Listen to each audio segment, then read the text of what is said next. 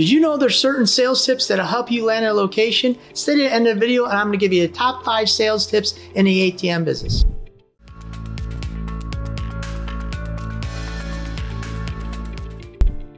Hi, I'm Phil from PDQ Merchant Enterprises and the ATM Mastermind group page, and I help hundreds of aspiring ATM business owners go from 0 ATMs to ATM Business Pro in as little as 30 days. Always remember, here at PDQ Merchant Enterprises and the ATM Mastermind group page, we buy your freedom back one transaction at a time. Without further ado, the top 5 sales tips to help you get an ATM location in 2022. Sales tip number 1. All right, so when I'm going into a location and I'm just pitching to put an ATM into their location, one of the first things that I say is, look, here at PDQ, we're gonna put our ATM into your store. It's not gonna cost you anything. A lot of times I learned through talking to business owners that there was a lot of people out there, and what they'll do is they'll put an ATM in and they'll expect the bar owner or the business owner to fill the money. Here at PDQ, we always fill the ATM with our money. So what happens is, this is a selling point. So I always use that as a selling point, and you guys should use that too. So here's how it looks. Hi, Mr. Business Owner. I'm here from XYZ company, in this case PDQ. We're gonna put an ATM in your business. I heard you're interested in an ATM. We're gonna put it in, we're gonna stock it, we're gonna service it, and we're gonna fill it full of money. You don't have to do anything. If it breaks, you call the service number on the ATM, and we will come out and fix your ATM.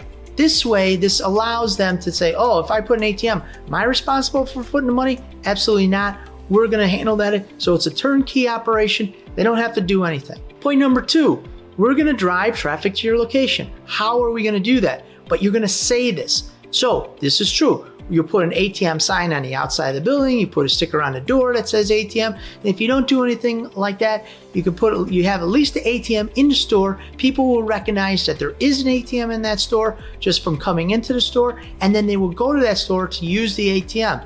When they're in that store, the business owner can now cultivate them to become a regular customer, and not just once in a lifetime customer, but a regular customer. So if they're a bar, the guy stops off, gets some money. Now you know what? He can entice them with some of their food specials, some of their drink specials, create a customer that lasts a long time. Convenience store, same kind of situation.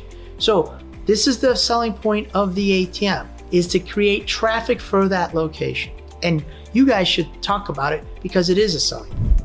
So if you're thinking about starting your own ATM business, stay to the end of the video, and I will share with you our checklist on how to start your ATM business the right way, even if you have 0 business experience. In this checklist, I will show you the 5 things you need to start a profitable ATM business so you can start earning money, so you can build a passive income source for your family. You'll have a clear roadmap towards ATM business success so you can earn between $250 and $1,500 of passive income every single month. All right, let's get back to the video. Point number 3. Now, a lot of you guys do this, some of you do not, but offer a commission. I know going in almost every location, unless it's gonna be a really low commission, I'm gonna offer a commission to the business owner. So how does it look like?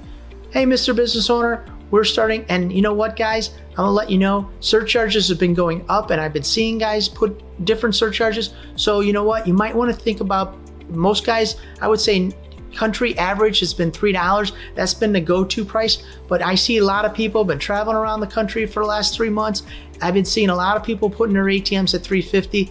I was just down in North Carolina, and I was looking at some of the ATMs. Yes, I look at ATMs in other states. They were at $3.50. I noticed, you know what? It's a good time for the rest of the country to go up and advocate of always raising prices to make an ATM business more profitable. But here's my point is, you know what? You could say, hey, we're gonna go $3.50. Mr. Business Owner, we're gonna kick you back 50 cents. I'm always a person around 50 cents to the business owner. So I'm offering him a commission. I come right out and say, hey, Mr. Business Owner, you're not gonna get rich off this, but it is gonna give you a little something extra at the end of the month, just so you can put it in your pocket. Keep in mind, 80% of what they take out of the ATM is gonna go back in their store. If they take $100, 80 of that $100 is gonna be spent in their store. So they're making money on this increased sales, and they're also making money on the little commission that you're gonna give them. Point number 4. Now, it doesn't work in every environment, but in some of the environments it does. Hey, Mr. Store Owner, you can eliminate your credit card you can just go to a cash only. Some bars are more than happy to do that. In barbershops particularly, since they have the new 1099 laws and they're gonna be tracking everything, some barbershops are looking at, you know what, it might be better to go back to cash. I like the cash. I don't have to worry about all the credit cards. And now, you know what, if somebody comes in with an ATM, we can go back to cash. So that might be a selling point for some barbershops and some bars. So just to let you guys know, that you can always lead with, you can eliminate your credit card fees. Credit cards are somewhere between 3 and 4% that they're getting charged. And you know what? By putting an ATM and paying them a commission, they can keep that 3 to 4% and get a little extra money. So that's always a good selling point when you're talking to either a barbershop or a bar. And point number 5, and this is always a big one. I always tell you guys, when you guys go in and look at the location, have an idea, 2 or 3 locations, where you want to put the ATM, because you will get this question asked.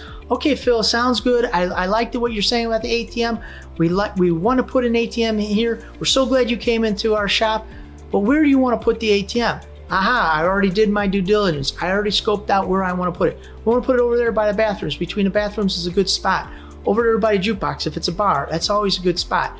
Oh, it's a convenience store. We want to put it over here where that's not easily accessible. If somebody wants to do coming in the store, I don't like to put it by the front door, but I like to put it where it's close to the front door, but not an easy spot, because when you're filling an ATM, you know, you want to be a little secure. So I don't like to put it right by the front door because people are always coming in and out. I like to put it a little over to the side.